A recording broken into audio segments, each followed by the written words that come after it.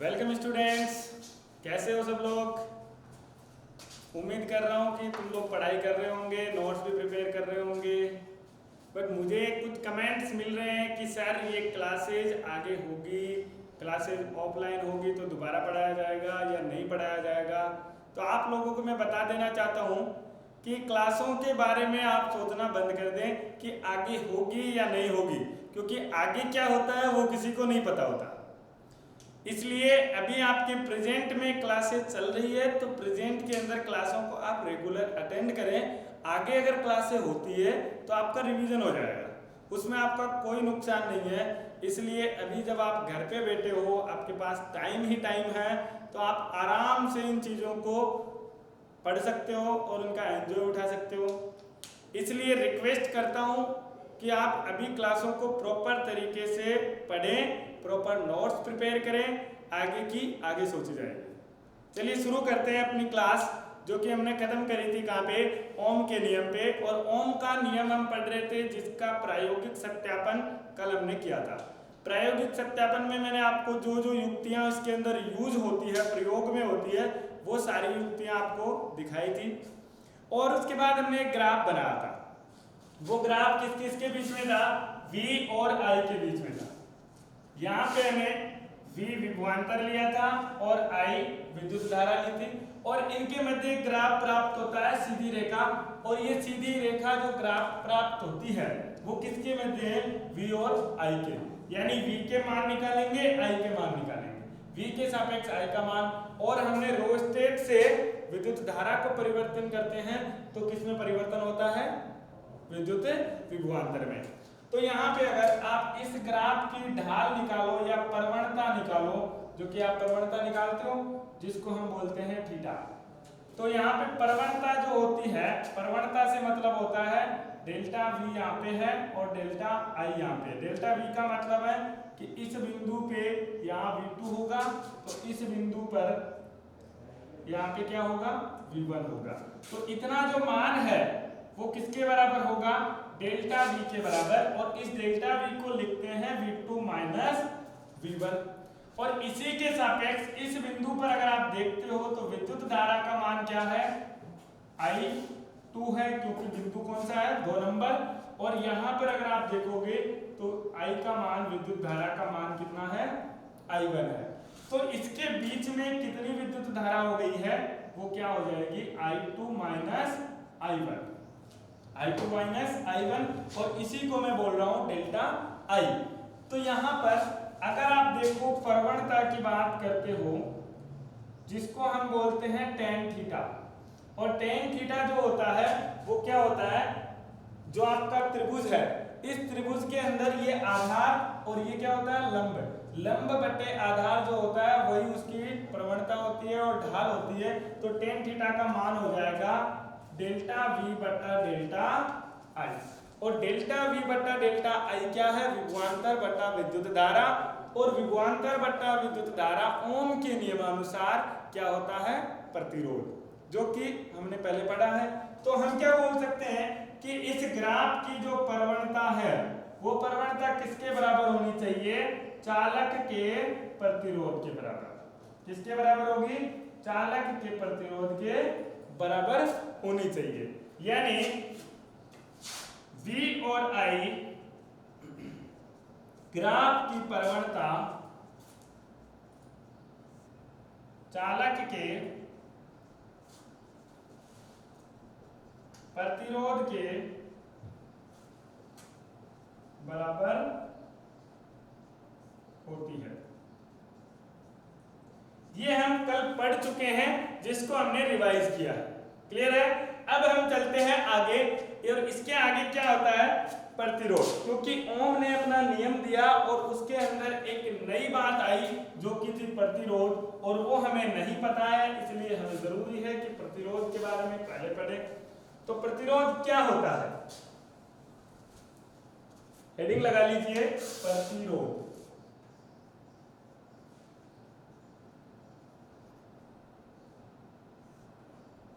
जैसा कि आपको कल बताया था कि प्रतिरोध जो होता है वो एक चालक तार की भांति होता है, यानी चालक तार है वही क्या कार्य करता है, प्रतिरोध का कार्य करता है। लेकिन एक्चुअल के अंदर प्रतिरोध मतलब क्यों रखा और प्रतिरोध का मतलब क्या होता है? प्रतिरोध का मतलब होता है किसी भी आप काम कर रहे हो उसको विरोध करना। रोध का मतलब क्या है? विरोध। और विरोध यहाँ पे किसका होगा? जो विद्युत धारा प्रवाहित हो रही है। तो कोई भी एक चालक तार है, इस चालक तार के अंदर क्या होती है? विद्युत धारा प्रवाहित होती है। और विद्युत धारा क्या होती है? आवेशों के प्रवाह की दर। आवेश प्रवाहित होंगे तभी हमें क्या मिलेगी? विद्युत धारा मिलेगी। और आवेश क्या होते हैं? इलेक्ट्रॉन्स होते हैं। आवेश क्या होते हैं? इलेक्ट्रॉन्स होते हैं। ध्यान से सुनना, इस कहानी को ज्यादा लिखूंगा नहीं, इस कहानी के बारे में, कहानी में समझने की बातें ज्यादा है, इसलिए देखा यहाँ पे चालक तार है और चालक धार में प्रवाहित होती है विद्युत धारा। और विद्युत धारा का मतलब है आवेशों के प्रवाह की दर, यानी प्रति इकाई समय में प्रवाहित होने वाले आवेशों की संख्या जो है वही विद्युत धारा होगी। यानी इसके अंदर विद्युत धारा प्रवाहित हो रही है तो मैं कह सकता हूँ आवेश प्रवाहित हो रहे हैं, आवेश एक जगह से दूसरी जगह जा रहे हैं। अब आवेश क्या है? यहाँ पे आवेश हमेशा क्या होते हैं? इलेक्ट्रॉन होते हैं। और इलेक्ट्रॉन अगर प्रवाहित हो रहे हैं तो इलेक्ट्रॉन एक जगह से दूसरी जगह जाएगा। अब जो चालक तार है वो चालक तार किसका बना होता है? धातु का बना होता है। और धातु अगर है, एक चालक तार के अंदर धातु के बहुत सारे परमाणु होंगे, यानी पहले अणु होते हैं और अणु किससे मिलकर बने होते हैं? परमाणुओं से मिलकर बने होते हैं। और परमाणु के अंदर क्या होता है? नाभिक होता है। और नाभिक के चारों तरफ क्या होते हैं? इलेक्ट्रॉन्स चक्कर लगाते हैं।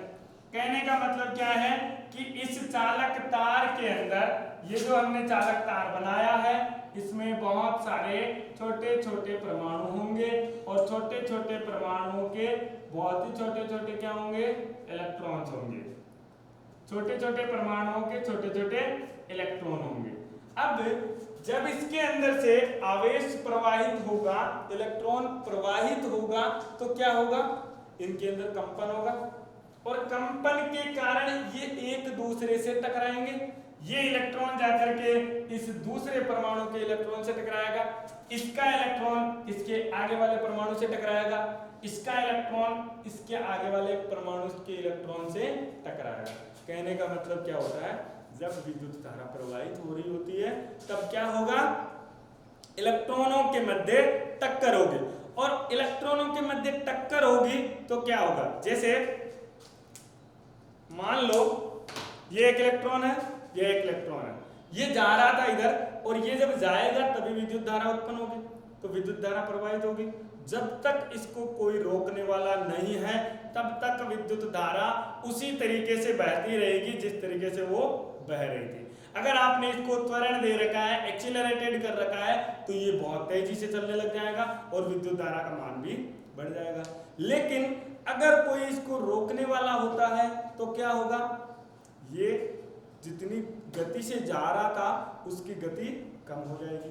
और अगर गति कम हो रही है इसका मतलब क्या है कि विद्युत धारा जो पहले प्रवाहित हो रही थी उसमें कुछ ना कुछ रुकावटें आ रही है। और रुकावटें कैसे आएगी कि ये इलेक्ट्रॉन है, ये इलेक्ट्रॉन है, दोनों इलेक्ट्रॉन आपस में टकराएंगे और टक्कर के बाद क्या होता है? दोनों का संवेग परिवर्तित हो जाता है। संवेग क्या होता है ये आप आगे पढ़ोगे।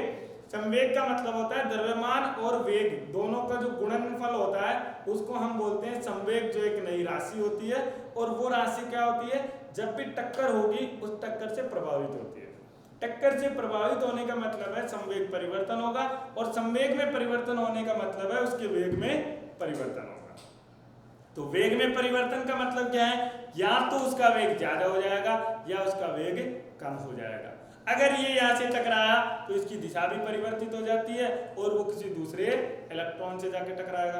दूसरे इलेक्ट्रॉन से टकराएगा तो वो भी इसके ऊपर वापस वही प्रभाव आएगा। इसलिए जब विद्युत धारा प्रवाहित होती है तो इसके अंदर क्या होगा? इलेक्ट्रॉनों के मध्य टक्कर होती है और इलेक्ट्रॉनों की टक्कर के कारण विद्युत धारा जिस गति से प्रवाहित हो रही थी उस गति से प्रवाहित ना होकर के क्या होती है? गति कम हो जाती है। और वो जो गति कम होती है उसको हम बोलते हैं कि विद्युत धारा के प्रवाह में क्या आ गई है, बाधा आ गई है। और इस विद्युत धारा के प्रवाह में जो बाधा आई उस बाधा को ही हम क्या बोलते हैं, प्रतिरोध बोलते हैं। ये हम नहीं बोलते हैं, ये ओम ने बोला था कि जो विद्युत धारा है उसके प्रवाह में जो बाधा आती है, जो विरोध होता है, उसको हम क्या बोलते हैं, प्रतिरोध। और उस प्रतिरोध को हम किससे दर्शाते हैं, आर से दर्शाते हैं। किससे दर्शाते हैं, आर से दर्शाते हैं। तो बाधा किस तरीके की आती है, चालक तार में आप बाधा उत्पन्न करने नहीं जाते हैं, वहां पे ऑलरेडी इलेक्ट्रॉन्स होते हैं, जो इलेक्ट्रॉन टक्कर करते हैं और टक्कर के कारण क्या होगी, विद्युत धारा का विरोध होगा। चलिए, तो प्रतिरोध क्या है, विद्युत किसी चालक तार में, किसी चालक तार में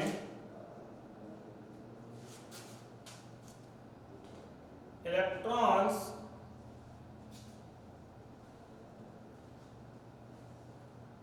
अथवा विद्युत धारा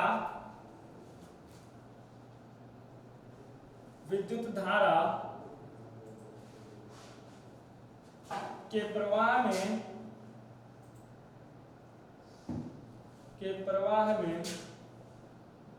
बाधा को प्रतिरोध कहते हैं, प्रतिरोध कहते हैं। क्योंकि चालक तार विभिन्न परमाणुओं से, विभिन्न अणुओं से मिलकर बना होता है,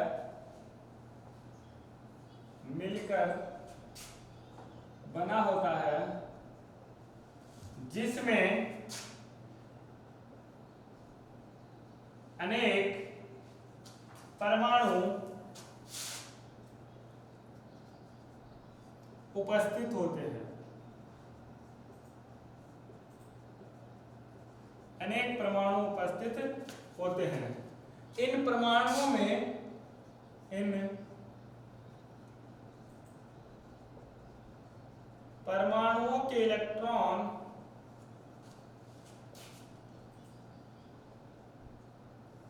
आपस में गति के दौरान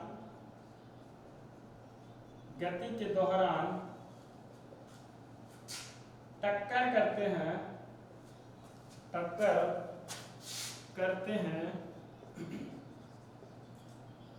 जिसके कारण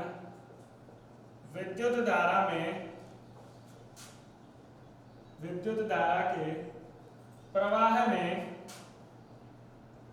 बाधा उत्पन्न होती है, बाधा उत्पन्न होती है, जिसे हम क्या बोल रहे हैं, प्रतिरोध बोल रहे हैं, जिसे हम प्रतिरोध कहते हैं। प्रतिरोध को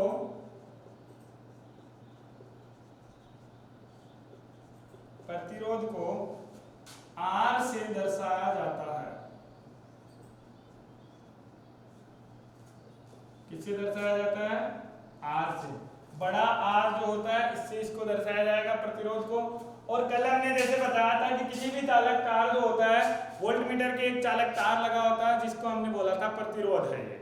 और वो प्रतिरोध क्यों है, क्योंकि वो धातु से बना होता है और उसके अंदर परमाणु होते हैं। कोई भी तार जो होता है उसके अंदर इलेक्ट्रॉन उपस्थित होंगे और इलेक्ट्रॉनों का एक जगह से दूसरी जगह गमन होता है, उसी को हम क्या बोलते हैं, विद्युत धारा बोलते हैं। तो इलेक्ट्रॉनों के गमन के अंदर जब बाधा आएगी तब उसमें क्या आएगा, प्रतिरोध उत्पन्न होगा। यह है प्रतिरोध के बारे में। और प्रतिरोध की जो इकाई होती है, मात्रक होता है, वो हम पहले ही बता चुके हैं कि क्या होता है प्रतिरोध का मात्रक। प्रतिरोध का मात्रक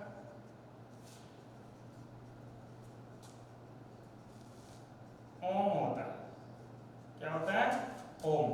जिसको उल्टी कटोरी की तरह लिखा जाता है। ओम होता है, ये होता है ओम को लिखने का तरीका। और प्रतिरोध का मात्रक ओम हो गया, दर्शाने का चिन्ह क्या है, कैपिटल आर। इसको लिख लीजिए एक बार, फिर हम आगे चलते हैं प्रतिरोध के अंदर कि प्रतिरोध किस किस तरीके से और किन किन कारणों पर निर्भर करता है। चलिए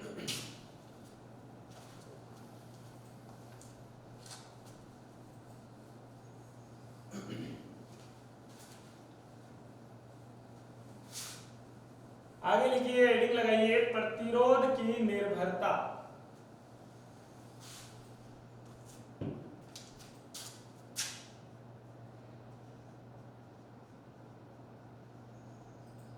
प्रतिरोध की निर्भरता यानी अगर आप चालक तार मान लो 1 सेंटीमीटर का चालक तार है और एक 2 सेंटीमीटर का चालक तार है, यानी एक की लंबाई कम है एक की लंबाई ज्यादा है, तो प्रतिरोध किसका ज्यादा होगा या किसका कम होगा।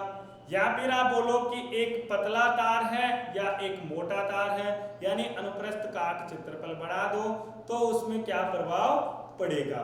वो सब ओम ने एक्सपेरिमेंट करे और एक्सपेरिमेंट से पता चला कि किस तरीके से वो निर्भर करता है। तो सबसे पहले प्रतिरोध की निर्भरता में तार की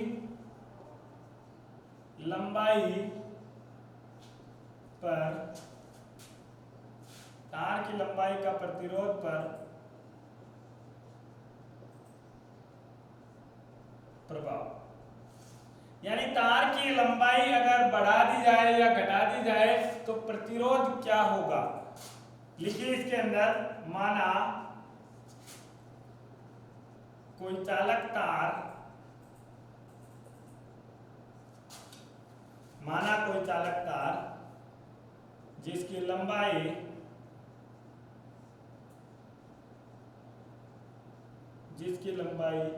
L1 है तथा प्रतिरोध R1 है। प्रतिरोध क्या है, R1 है। तो जब आपकी लंबाई क्या है, L1 है, तो प्रतिरोध कितना है, R1 है, तथा यदि लंबाई L2 है तब प्रतिरोध R2 है। तो ओम ने एक्सपेरिमेंट किया और ओम ने एक्सपेरिमेंट करके देखा कि एक ही कोई चालक तार है जिसकी लंबाई कितनी है, L1 है, और L2 का मान क्या है, L1 से ज्यादा है, तो ये L1 लंबाई का चालक तार हो गया। अगर मैं सेम इसी तरीके से यहाँ पे ले लेता हूँ जिसका अनुप्रस्थ काट क्षेत्रफल समान होगा, अनुप्रस्थ काट क्षेत्रफल क्या होगा, समान होगा, और ये L2 लंबाई का चालक तार है। L1 लंबाई के चालक तार में हमने देखा कि देखो यहाँ पर जो विद्युत धारा होगी, विद्युत धारा क्या होती है, इकाई अनुप्रस्थ काट क्षेत्रफल से गुजरने वाले इलेक्ट्रॉनों या आवेशों की संख्या। तो अनुप्रस्थ काट क्षेत्रफल ये जो है उतना ही क्या है, यहाँ पर होगा, यानी विद्युत धारा जितनी यहाँ से प्रवाहित हो रही होगी, विद्युत धारा उतनी ही यहाँ से प्रवाहित हो रही होगी। विद्युत धारा का मतलब क्या है कि इलेक्ट्रॉन की संख्या, कितने इलेक्ट्रॉन यहाँ से निकल रहे हैं उतने ही इलेक्ट्रॉन इस चालक तार में भी निकलेंगे। कहने का मतलब क्या है, चालक तार में इलेक्ट्रॉनों की संख्या क्या होगी, समान होगी। अगर इलेक्ट्रॉनों की संख्या समान है तो देखो यहाँ से इसको जाना है सिर्फ L1 लंबाई तक। एक इलेक्ट्रॉन है जो यहाँ से रवाना होता है और उसको जाना है कहाँ पे, L1 लंबाई पे। लेकिन एक दूसरा इलेक्ट्रॉन है जिसको चालक तार का अनुप्रस्थ काट क्षेत्रफल तो समान है लेकिन लंबाई ज्यादा होने के कारण इसको जाना है कहाँ तक, L2 लंबाई तक। यानी इसको क्या करना है, ज्यादा दूरी तय करनी है। अगर ज्यादा दूरी तय करनी है तो बीच रास्ते के अंदर इलेक्ट्रॉन भी इसको ज्यादा मिलेंगे। अगर रास्ते में इलेक्ट्रॉन ज्यादा मिल रहे हैं इसका मतलब क्या हो गया कि इसको रोकने वाले भी ज्यादा होंगे, और रोकने वाले ज्यादा होंगे तो क्या होगा, प्रतिरोध का मान भी ज्यादा होगा। मान लो आप अभी यहाँ से स्कूल से निकल करके 1 किलोमीटर तक जाते हो और 1 किलोमीटर के अंदर बीच में एक पुलिस की चौकी लगी हुई है, तो क्या होगा, पुलिस वाले आपको रोकेंगे, लेकिन एक पुलिस की चौकी है इसलिए आपको बाधा कितनी आएगी, एक ही बार मिलेंगे पुलिस वाले, इसलिए आपको रोकेंगे भी एक ही बार। लेकिन आपको वहीं पे 5 किलोमीटर जाना है, ज्यादा लंबाई तक ज्यादा दूरी तय करनी है, तो पुलिस की चौकियां भी ज्यादा होगी। अगर पुलिस की चौकियां ज्यादा है तो रोकने वाले भी ज्यादा होंगे। सेम बात इसके अंदर है कि ज्यादा इलेक्ट्रॉन है तो ज्यादा इसको रोकने वाले होंगे, बाधा भी इसमें क्या होगी, ज्यादा होगी। अगर बाधा ज्यादा है इसका मतलब क्या हो गया, इसका प्रतिरोध भी ज्यादा होगा। अतः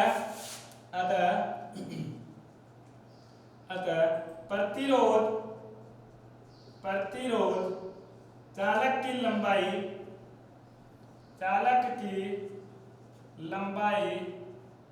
बढ़ने के साथ बढ़ता है क्योंकि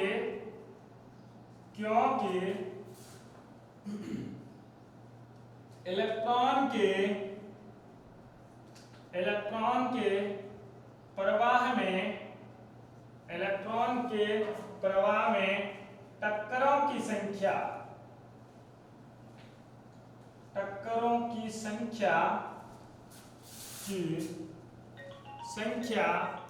चलिए, प्रतिरोध क्या होता है, चालक की लंबाई बढ़ेगी तो लंबाई के बढ़ने के साथ भी बढ़ जाएगा, और अगर लंबाई कम होती है तो प्रतिरोध भी क्या हो जाएगा, कम हो जाएगा। इसलिए प्रतिरोध लंबाई के समानुपाती होता है। क्यों? क्योंकि इसके अंदर इलेक्ट्रॉनों के कारण टक्कर ज्यादा होने लग जाएगी और बाधा भी बढ़ जाएगी जब आप लंबाई बढ़ाते हैं।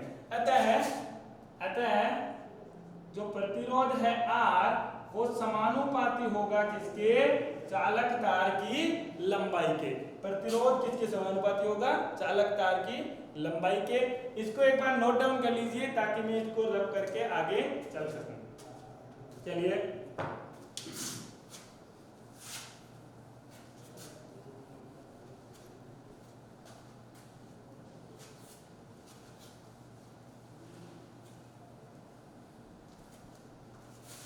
हमने ये बोला है कि प्रतिरोध समानुपाती होगा लंबाई के। अगर प्रतिरोध समानुपाती लंबाई के है और चालक तार में अलग अलग लेता हूं, जैसे हमने पहले माना था कि L1 लंबाई का है तो प्रतिरोध R1 है, L2 लंबाई का है तो प्रतिरोध क्या होगा, R2 हो जाएगा। उसको लिखने के लिए क्या करते हैं, जब भिन्न भिन्न चालक तार प्रयोग में लिए जाए तो क्या होगा, कई बार क्वेश्चन बन जाता है इसके ऊपर, R1 अपॉन R2 बराबर क्या होना चाहिए, L1 अपॉन L2। क्योंकि समानुपातिक चिन्ह जब हटाएंगे तो इससे क्या हो जाएगा, समानुपातिक चिन्ह हो जाएगा, हटाएंगे तो क्या हो जाएगा, यहाँ पे कैंसिल आउट हो जाएगा इसका और इसका। लेकिन इसको उपयोग में करने से पहले कुछ बातों का ध्यान रखना होता है, वो हम अंत में बताऊंगा मैं, कि जब दूसरा जो अपना होगा अनुप्रस्थ काट क्षेत्रफल पर निर्भरता, वो भी इसके अंदर इंक्लूड हो जाएगी। अगर चालक तार के अनुप्रस्थ काट समान रहता है तो हम इसका उपयोग आसानी से कर सकते हैं। क्लियर है? अब अगर हम बात करें ग्राफ की, तो ग्राफ किस तरीके का होगा, इसका ग्राफ बनाएं। यहां पर ये लंबाई है, इस तरफ लंबाई बढ़ रही है, और यहां पर अगर y अक्ष के ऊपर मैं ले लेता हूं प्रतिरोध, क्या लेते हैं, प्रतिरोध। और प्रतिरोध और लंबाई के बीच जब में ग्राफ बनाते हैं, आरेख बनाते हैं, तो वो हमें कैसी मिलती है, एक सीधी रेखा मिलती है। किस तरीके से कि लंबाई को अगर बढ़ाओगे तो r भी क्या हो जाएगा, बढ़ जाएगा। यदि लंबाई को बढ़ाया, r के अंदर भी क्या हो जाएगी, वृद्धि हो जाएगी। लंबाई को अगर कम किया तो r में भी क्या हो गई, कमी हो गई है। इसलिए यहां से लेकर के अगर आप इसका ग्राफ बनाएं तो ग्राफ आपको एक सीधी रेखा प्राप्त होती है, कुछ इस तरीके की। क्लियर है? ये होता है लंबाई और प्रतिरोध की निर्भरता। प्रतिरोध लंबाई के ऊपर किस प्रकार से निर्भर करता है, क्या दिखाएगा आपको, चालक तार का प्रतिरोध और लंबाई के बीच एक सीधी रेखा ग्राफ प्राप्त होती है। क्लियर है? यहां तक आप एक बार बना लीजिए। इसके बाद हम आगे चलते हैं। अनुप्रस्थ काट क्षेत्रफल पर किस प्रकार निर्भर करता है प्रतिरोध, वो हम देखेंगे। चलिए,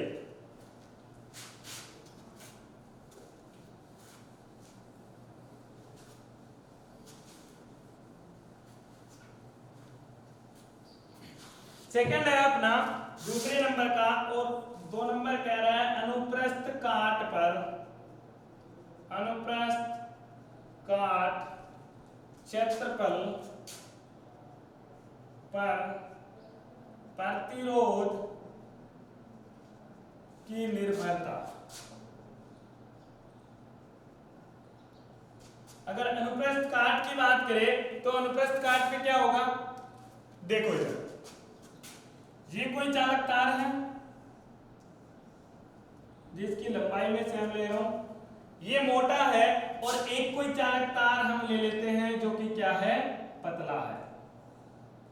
ये चालक तार इस दूसरे चालक तार की बजाय क्या है, पतला है। पहला चालक तार मोटा था, दूसरा चालक तार क्या है, पतला है।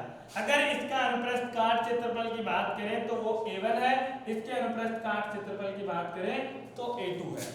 और हमने ये पढ़ा विद्युत धारा क्या होती है। विद्युत धारा यहां से इलेक्ट्रॉन जाएगा और इस अनुप्रस्थ काट में से जितने आवेश निकलेंगे वही क्या होती है, विद्युत धारा होती है। अगर आपका अनुप्रस्थ काट क्षेत्रफल समान था, जब हमने लंबाई की बात करी थी, तो उतने ही इलेक्ट्रॉन पहले तार में से निकल रहे थे और सेम इलेक्ट्रॉन दूसरे तार में से भी जा रहे थे। क्यों? क्योंकि अनुप्रस्थ काट क्षेत्रफल क्या था, समान था। लेकिन यहां पर क्या हो रहा है कि अनुप्रस्थ काट क्षेत्रफल बढ़ रहा है। अनुप्रस्थ काट क्षेत्रफल बढ़ेगा तो क्या होगा, इलेक्ट्रॉनों की संख्या जो गुजरने वाली है इस अनुप्रस्थ काट क्षेत्रफल से वो बढ़ जाएगी। आवेश पहले यहां से 4 गुजर रहे थे, अब यहां से कितने गुजर रहे हैं, 5 गुजर रहे होंगे। कहने का मतलब क्या है, यदि ये अनुप्रस्थ काट क्षेत्रफल छोटा है, इसमें से 4 इलेक्ट्रॉन निकलेंगे तो इस बड़े वाले में से 6 इलेक्ट्रॉन मान के चल रहा हूं कि निकल जाएंगे। यहां से 4 इलेक्ट्रॉन जा रहे थे, यहां से कितने इलेक्ट्रॉन पास हो रहे हैं, 6 इलेक्ट्रॉन पास हो रहे हैं। एक तो 4 जनों का ग्रुप है, एक 6 जनों का ग्रुप है। बाधा क्या होती है, रुकावट, यानी रोकने वाला। एक को रोकेगा दूसरा पास हो जाएगा, एक को रोकेगा तो दूसरा पास हो जाएगा। मतलब कहने का क्या है कि 6 का ग्रुप है वो स्ट्रॉन्ग है और 4 का ग्रुप है वो क्या है, कमजोर है। कहने का मतलब अगर चालक तार का अनुप्रस्थ काट क्षेत्रफल बढ़ गया तो वहां से गुजरने वाले इलेक्ट्रॉनों की संख्या बढ़ जाएगी। संख्या बढ़ने के कारण प्रतिरोध क्या हो जाएगा, कम हो जाएगा। प्रतिरोध क्या हो जाएगा, कम हो जाएगा। मतलब मैंने अगर अनुप्रस्थ काट क्षेत्रफल बढ़ाया तो उसका प्रतिरोध क्या हो गया, कम हो गया। जब आप मोटा कर देते हो, चालक तार की मोटाई को बढ़ा देते हैं तो उसका प्रतिरोध क्या हो जाता है, कम हो जाता है। इससे हमें ये पता चलता है कि ये प्रतिरोध चालक तार के अनुप्रस्थ काट के समानुपाती ना होकर के युक्त कर्मानुपाती होता है। क्या होता है, युक्त कर्मानुपाती होता है। यानी चालक तार की मोटाई अगर बढ़ाओगे तो प्रतिरोध कम हो जाएगा, चालक तार की मोटाई अगर कम करोगे तो प्रतिरोध क्या हो जाएगा, बढ़ जाएगा। घरों में आपने देखा होगा चालक तार जब होते हैं, जब आपको हाई पावर वाला चाहिए तो आप मोटा तार यूज करते हो और कम पावर के अंदर छोटा तार यूज करते हो। उसके बहुत सारे कारण होते हैं, जिनमें से एक कारण ये भी होता है कि चालक तार का प्रतिरोध क्या हो जाता है, कम हो जाता है। उसका प्रतिरोध कम होने के कारण उसमें विद्युत धारा ज्यादा प्रवाहित हो सकती है। अतः हम ये कह सकते हैं, अतः चित्रानुसार चालक तार का अनुप्रस्थ काट क्षेत्रफल बढ़ाने पर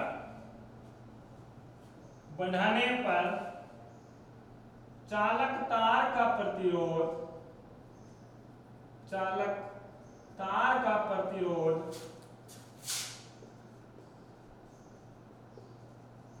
अनुप्रस्थ काट का क्षेत्रफल बढ़ाने पर चालक तार का प्रतिरोध कम हो जाता है, कम हो जाता है। क्लियर है? चालक तार का प्रतिरोध क्या हो गया? कम हो गया।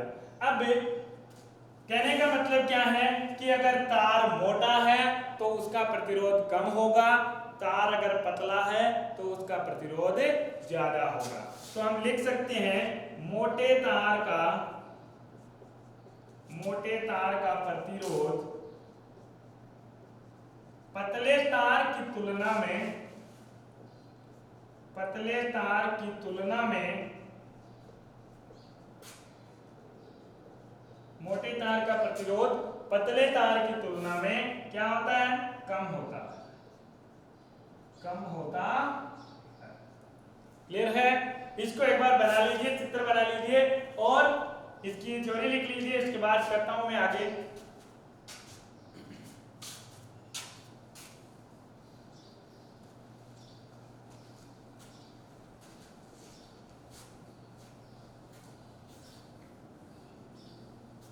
चलिए, कहने का मतलब क्या है कि चालक तार का प्रतिरोध व्युत्क्रमानुपाती होगा किसके? अनुप्रस्थ काट क्षेत्रफल के। पहले हमने पढ़ा था कि चालक तार का प्रतिरोध लंबाई के क्या होता है? समानुपाती होता है। अब हमने ये पढ़ा है चालक तार का प्रतिरोध इसके क्षेत्रफल के क्या होता है? व्युत्क्रमानुपाती होता है।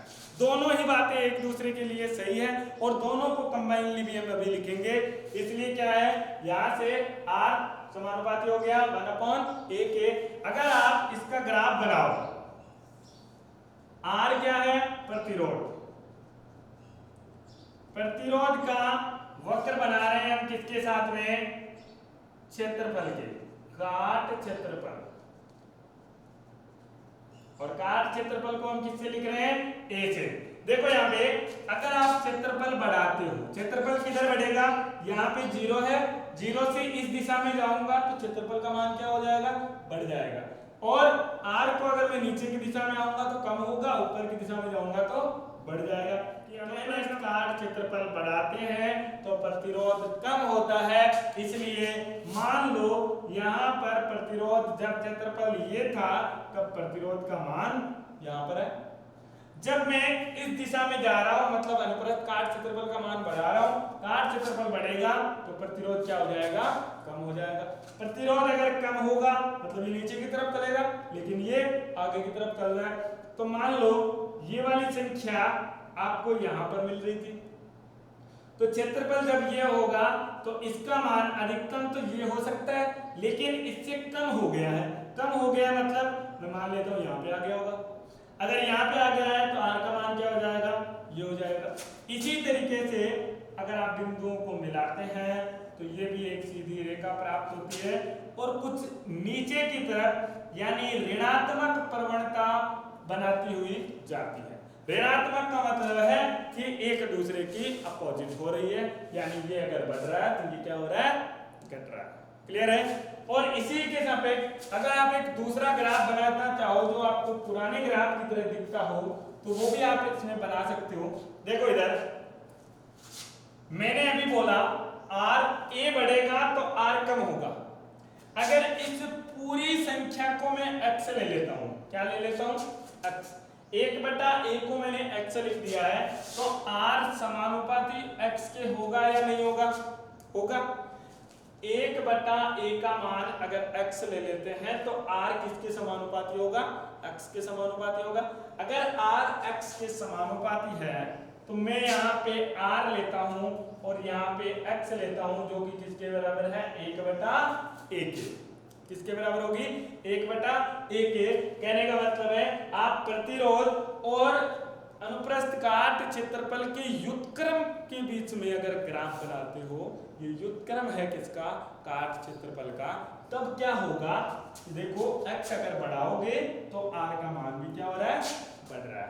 तो ये लंबाई वाली कंडीशन आ जाती है और इसके अंदर ग्राफ कैसा होगा? एक सीधी रेखा इस तरीके से होगी जो कि आपको क्या देगी? धनात्मक प्रवणता देगी। तो ये कुछ इस तरीके से ग्राफ बन जाता है। ये ग्राफ किस किस के बीच में? R और अनुप्रस्थ काट क्षेत्रफल के व्युत्क्रम के बीच में, जबकि पहला ग्राफ जो है वो है आपका प्रतिरोध और अनुप्रस्थ काट क्षेत्रफल के बीच में। क्लियर है? क्लियर है? चलिए दोनों ग्राफ एक बार ड्रॉ कर लीजिए, बना लीजिए, और ये भी आप लिख लीजिए। इसके बाद करते हैं आगे। चलो, इसका आप लिखने के लिए स्क्रीनशॉट ले लिया कीजिए ताकि डिस्टरबेंस ना हो, आपको भी टाइम ज्यादा ना लगे। कहीं ऐसा ना हो कि आप उतारते रहो, समझने में ध्यान ना दो। तो समझना भी जरूरी होता है, लिखना भी जरूरी होता है, सभी को यूटिलाइजेशन अच्छे तरीके से करना। चलो, हमने दो बातें पढ़ी है, और वो दो बातें कौन कौन सी है? ओम के अनुसार, ओम के अनुसार ओम ने पहली बात ये बोली कि जो आर है वो समानुपाती होगा लंबाई के। आर किसके समानुपाती होगा? लंबाई के। और दूसरी बात ये बोली कि आर जो है वो व्युत्क्रमानुपाती होता है क्षेत्रफल के, यानी आर समानुपाती है 1/a के। ये है समीकरण नंबर 1, ये है समीकरण नंबर 2। अगर दोनों समीकरणों को मैं देखता हूं और दोनों से मैं एक कॉमन समीकरण बना सकता हूं तो क्या हो जाएगा? आर समानुपाती है किस किस के? लंबाई के भी था और 1/a के भी था। यानी आर अगर कंबाइनली बात करूं, दोनों को एक साथ लिखूं, क्योंकि चालक तार की लंबाई और मोटाई दोनों परिवर्तित हो सकती है, और अगर एक ही तार में दोनों परिवर्तित हो रही है मतलब क्या है कि प्रतिरोध का मान एक ही तार में दोनों की वजह से चेंज हो सकता है। और अगर दोनों की वजह से चेंज हो सकता है मतलब लंबाई पर भी निर्भर कर रहा है और क्षेत्रफल पर भी निर्भर कर रहा है। तो वो चीज कैसे निकालेंगे? आर समानुपाती L/A।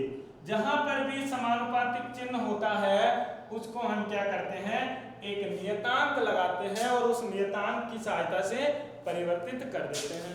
अब वो नियतांक क्या होगा यहाँ पर भी? तो ओम ने एक नया नियतांक दिया, वो किसके अनुसार देगा? वो देगा अलग अलग चालक तार के अनुरूप, और अलग अलग किताबों में उसके अलग अलग सिंबल बने हुए हैं। स्टैंडर्ड सिंबल है उसका रो। तो आर समानुपाती, अगर समानुपातिक चिन्ह हटाते हो तो ये बन जाएगा रो L/A। ये होता है रो, जो ये है ना आर, इसको बोलते हैं रो। और इस रो को कई किताबों के अंदर लिख रखा है P, कई किताबों में इसको लिखा होता है K समानुपातिक चिन्ह के लिए। तो कंफ्यूज ना होना, ये होता है P रो जो भी है वो इसका समानुपातिक चिन्ह हटाने के लिए लगाया गया नियतांक है जिसको हम बोलते हैं रो। और ओम ने इसको नाम दिया था प्रतिरोधकता। क्या नाम दिया था? प्रतिरोधकता। प्रतिरोध से बन गया प्रतिरोधकता। तो मैं यहाँ पे लिख सकता हूं R जो है, जहां रो है उसको हम बोलते हैं समानुपातिक नियतांक, और इसी को हम बोलते हैं प्रतिरोधकता या विशिष्ट प्रतिरोध। क्या बोलते हैं? विशिष्ट प्रतिरोध। और R जो है रो है उसकी इकाई क्या हो जाएगी? रो को अगर मैं लिखना चाहूं तो ये हो जाता है RA/L, क्योंकि R इधर आ जाएगा A और ये इधर बन जाएगा, तो रो इधर रह जाएगा, A इधर आया, L का डिवाइड किया, क्या बन गया? RA/L। तो रो का मान क्या होता है? RA/L होता है। बात समझ आई? और रो का अगर मात्रक निकालना है तो मात्रक क्या हो जाएगा? R तो आपको पता है ओम होता है, R का क्या होता है? ओम। A का क्या होता है? Metre square. क्षेत्रफल है तो क्षेत्रफल का क्या होता है? मीटर गुणा मीटर, मीटर स्क्वायर। अगर लंबाई की बात करूं तो लंबाई का होता है मीटर। मीटर से मीटर कट गया, रो क्या बच गया? ओम गुणा मीटर, ओम मीटर। और इसको लिखते हैं, ये ओम हो गया और ये मीटर हो गया। क्लियर है? ये होता है आपका प्रतिरोधकता या फिर विशिष्ट प्रतिरोध। क्लियर है? ये अलग अलग पदार्थों पर निर्भर करता है और किस तरीके से निर्भर करता है, ओम ने क्या क्या बोला था, और इस पे कुछ क्वेश्चंस बनते हैं, वो हम पढ़ेंगे अगली क्लास में। तब तक आपके अगर कोई दिक्कत रहती है, डाउट होता है, तो आप कमेंट बॉक्स में जरूर पूछें। और दूसरी बात ये कभी ना सोचे क्लास आगे होगी या नहीं होगी, आगे का आगे देखा जाएगा। अभी आपके पास क्लासें अवेलेबल है तो अभी आप इनका प्रॉपर यूटिलाइजेशन करें, अध्ययन करें, नोट्स प्रिपेयर करें, डाउट पूछें और अपने डाउट क्लियर करें। तब तक के लिए थैंक यू।